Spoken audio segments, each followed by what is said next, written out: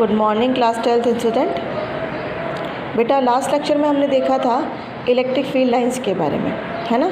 हमने देखा था कि इलेक्ट्रिक फील्ड लाइंस जो होती है वो इमेजिनरी कर्व होती हैं, जो कि हमें क्या बताती हैं, जो हमें बताती है फोर्स ऑफ डायरेक्शन, कि किस डायरेक्शन में फोर्स जो है वो लग रहा है। सरफेस से 90 डिग्री का एंगल बनाती हैं, है ना, और ये एक दूसरे को कभी इंटरसेक्ट नहीं करती हैं, एक दूसरे को काटती नहीं हैं, और ये डिसकंटिन्यूअस कर्व जो है वो जनरेट करती हैं। ऐसी कुछ प्रॉपर्टीज़ हमने उनकी देखी थी।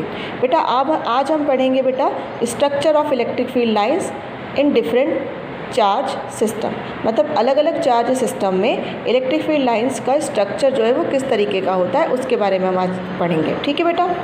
फर्स्ट बात करते हैं हम बेटा पॉइंट चार्ज की।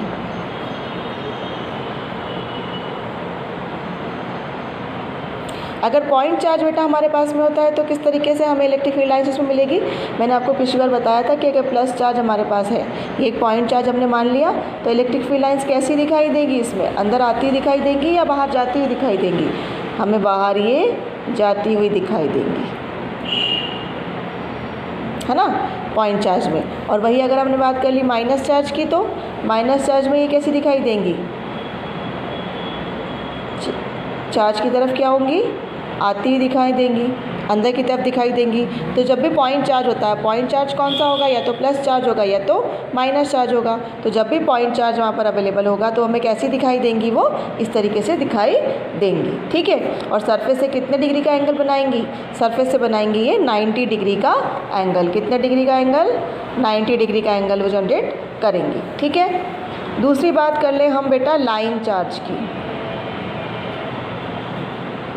लाइन चार्ज क्या होता है ना, अगर एक लाइन है हमारे पास, है ना, इस पर हमने क्या है, इस पर हमने यूनिफॉर्मली जो है चार्ज वो डिस्ट्रीब्यूट कर दिए हैं, कर दिए यूनिफॉर्मली चार्ज डिस्ट्रीब्यूटेड। अब हमें देखना है कि इसमें जो चार्ज का डिस्ट्रीब्यूशन तो हमने कर दिया, अब इसमें ये शेप कैसा दिखाई देगा, इलेक्ट्रिक फील्ड लाइंस का स्ट्रक्चर कैसा होगा यहाँ पर। तो इलेक्ट्रिक फील्ड लाइंस का स्ट्रक्चर कैसा होगा बेटा, ये, क्योंकि ये दोनों क्या है, प्लस चार्ज, ये इस साइड जाएगा, ये इस साइड जाएगा, ये इस साइड जाएगा, ये इस साइड जाएगा, इस तरीके का स्ट्रक्चर दिखाई देगा हमें, है ना। इलेक्ट्रिक फील्ड इस तरीके से दिखाई देगी। ऐसा भी हो सकता है इंटरसेक्ट कर दे एक दूसरे को, ओ सॉरी इंटरसेक्ट नहीं करेगी, इस तरीके से भी जा सकती हैं। तो ये जो हमको दिखेंगी ना बेटा, ये हमें दिखेंगी एक बॉटल ब्रश के शेप में। किसके शेप में दिखाई देंगी हमें, जो बॉटल क्लीन करने का जो ब्रश आता है ना बेटा, उस तरीके से हमें ये दिखाई देंगी बॉटल ब्रश के शेप में। ठीक है बेटा।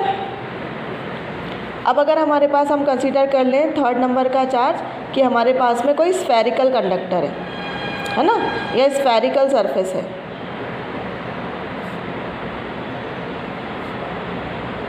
अगर मेरे पास एक स्फेरिकल सरफेस है तो उसके ऊपर चार्ज का डिस्ट्रीब्यूशन इस तरीके से होगा।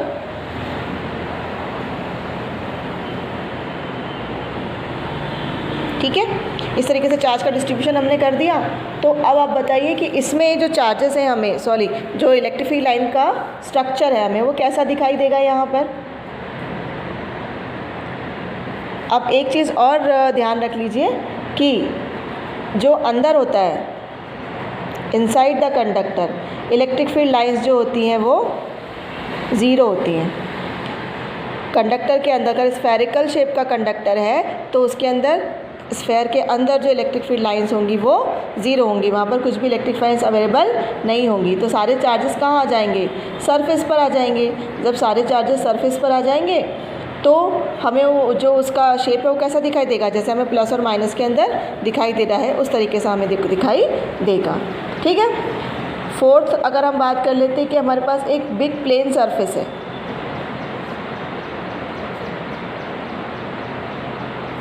प्लेन सरफेस हमने ले ली एक इस तरीके की। ठीक है, प्लेन सरफेस हमने ली है। अब इस प्लेन सरफेस पे हमने चार्ज को डिस्ट्रीब्यूट कर दिया, है ना। अब ये कैसी जाएंगी चार्ज लाइन, इस तरीके से जाती हुई दिखाई देंगी, है ना, इस तरीके से। तो ये कैसी दिखाई देंगी, ये हमें दिखाई देंगी टूथ ब्रश के शेप में। टूथब्रश होता है ना हमारा, उसके बेसिस ऊपर की तरफ निकले हुए होते हैं, तो उसी तरीके की हमें इलेक्ट्रिक फील्ड लाइंस जो प्लेन सरफेस में होगी बेटा वो दिखाई देंगी।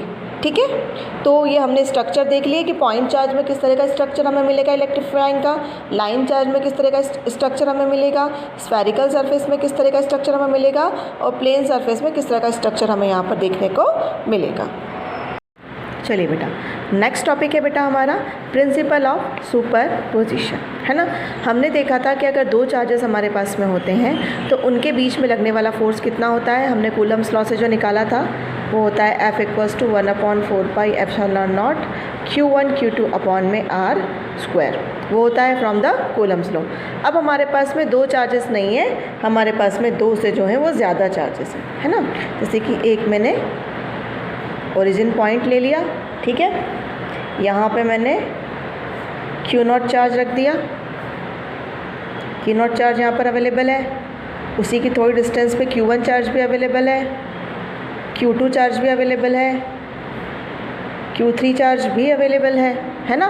तो अब अगर इतने सारे चार्जेस हमारे पास में अवेलेबल होंगे तो क्या होगा, ये एक दूसरे के ऊपर कोई ना कोई फोर्स लगाएंगे, तो हमें तो एक्चुअल फोर्स निकालना है, नेट फोर्स की हम बात करते हैं यहाँ पर, है ना।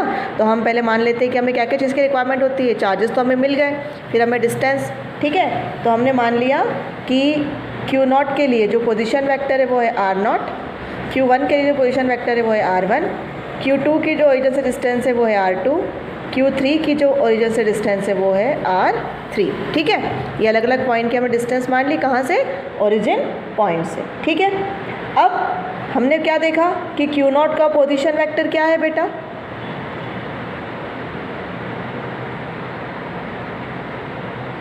क्या है Q0 का position vector, R0।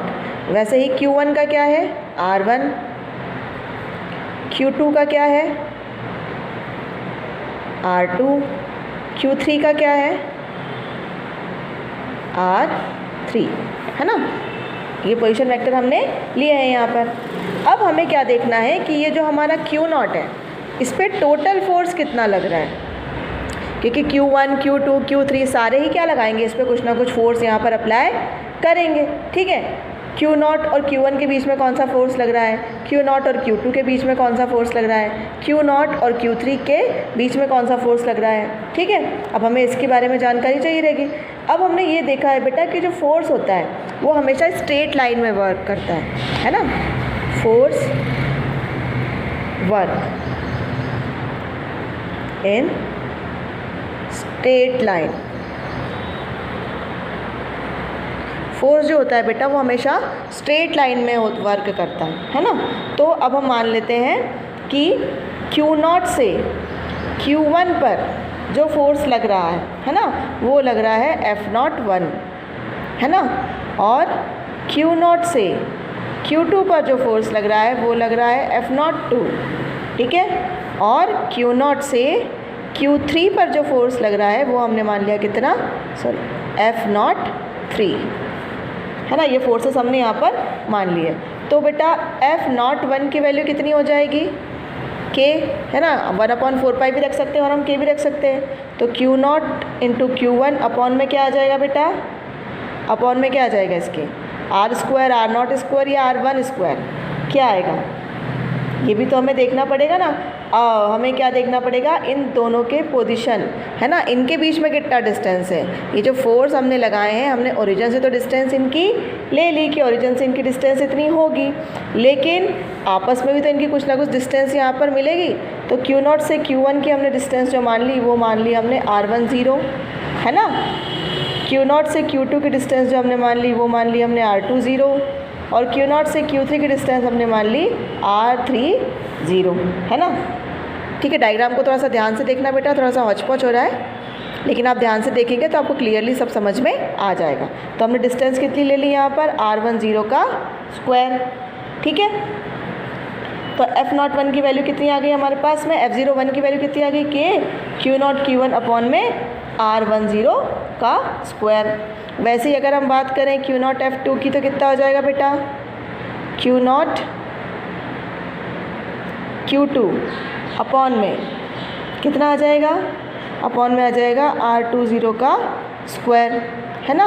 Q0 Q2 upon में R2 0 का स्क्वायर। इसी तरह से हम किसका निकाल लेंगे, इसी तरह से हम F3 का भी निकाल लेंगे। तो टोटल F की अगर बात करें तो हम F टोटल कितना आ जाएगा हमारे पास, F टोटल आ जाएगा F01, F02, F03। ऐसे काफ़ी सारे हम ले सकते हैं, है ना। यहाँ पर हमने 3 लिए हैं। तो अब क्या करेंगे हम, क्योंकि अब हमको क्या करना पड़ेगा, अब हम इसका करेंगे समेशन।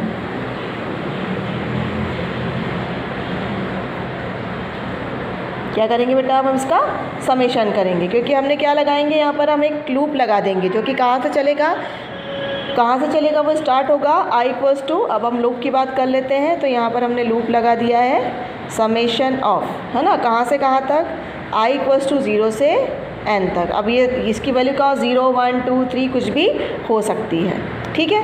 k तो हमारी कांस्टेंट वैल्यू है, Q0 भी सब में क्या है, कांस्टेंट है, Q1 + Q2 + Q3, ऐसे और भी बहुत सारे हो सकते हैं, है ना। तो F टोटल हमारा कितना निकल के आ जाएगा, F टोटल हमारा निकल के आ जाएगा बेटा, ये समेशन के बाहर आ जाएगा हमारा 1/4πε0। अगर k की वैल्यू हम पुट कर देंगे और क्या निकल के आ जाएगा बाहर, Q0। ये दोनों ही क्या होती हैं, कांस्टेंट टर्म होती है ना। तो समेशन के अंदर क्या बचेगा हमारे पास, समेशन के अंदर बचेगा Q1 + Q2 + Q3, ठीक है। अब इसको हम क्या लिख सकते हैं, इसको हम लिख सकते हैं और इस तरीके से और कर सकते हैं इसको, 1/4πε0 समेशन में I = 0 से n तक, है ना। अब जो हमारा ये Q1 Q2 और Q3 है, इसके साथ में एक चीज़ और हमारे पास ऐड होनी चाहिए, R1 R2 और R3, जो इसकी पोजीशन वेक्टर थे, है ना। तो इसको हम क्या लिख सकते हैं, इसको हम लिख सकते हैं QI, I की वैल्यू 0 1 2 3 कुछ भी हो सकती है, अपॉन में हम क्या लिख सकते हैं, यहाँ पर भी लिख सकते हैं RI, यहाँ पर भी I की वैल्यू, और ये नॉट, क्योंकि हमने क्या देखा था, यहाँ पर हमने नॉट लगाया था ना, 1 0 2 0 3 0 हमने डिस्टेंस बनाई थी। तो यहाँ पे हमने क्या कर दिया, I 0। अब यहाँ पर जैसे जैसे हम I की वैल्यू पुट करते जाएंगे 0 1 2 3, तो हमें किसकी वैल्यू मिलती जाएगी, यहाँ पर 1 रखेंगे तो Q1 का, 2 रखेंगे तो Q2 का, 3 रखेंगे तो Q3 का। तो इसी तरह से हम क्या कर सकते हैं, अगर हमारे पास काफ़ी सारे चार्जेस हैं तो वो भी एक दूसरे के ऊपर जो फोर्स लगाते हैं, तो हम उसे किसके थ्रू निकाल सकते हैं, हम उसे निकाल सकते हैं प्रिंसिपल ऑफ सुपरपोजिशन के थ्रू। क्लियर है बेटा। चलिए बेटा, प्रिंसिपल ऑफ सुपरपोजिशन के बाद में नेक्स्ट टॉपिक है बेटा हमारा intensity of electric field lines, है ना, या हम बोल सकते हैं इंटेंसिटी ऑफ इलेक्ट्रिक फील्ड, है ना। इंटेंसिटी का मतलब होता है बेटा तीव्रता, मतलब कितने ज़्यादा फोर्स से या कितनी तेज़ी से वो आगे बढ़ेगा। तो इलेक्ट्रिक फील्ड की इंटेंसिटी जो होती है वो क्या कहलाती है, हम अगर डेफिनेशन की बात करें तो इट इज़ अ रेशो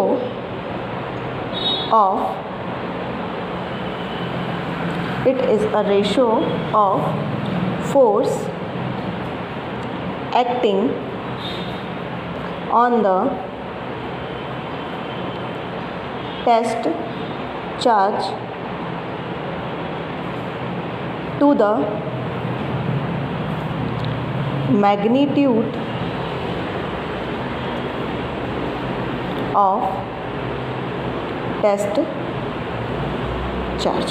किसका रेशो होती है बेटा, इंटेंसिटी होती है, it is the ratio of force acting on the test charge to the magnitude of the test charge. मतलब टेस्ट चार्ज के ऊपर जो फोर्स एक्ट कर रहा है उसका और जो उसका मैग्नीट्यूड होता है चार्ज का, उसका रेशो होती है। अगर बोला जाए तो इलेक्ट्रिक फील्ड इंटेंसिटी को हम डिनोट किससे करेंगे, कैपिटल ई से डिनोट करेंगे।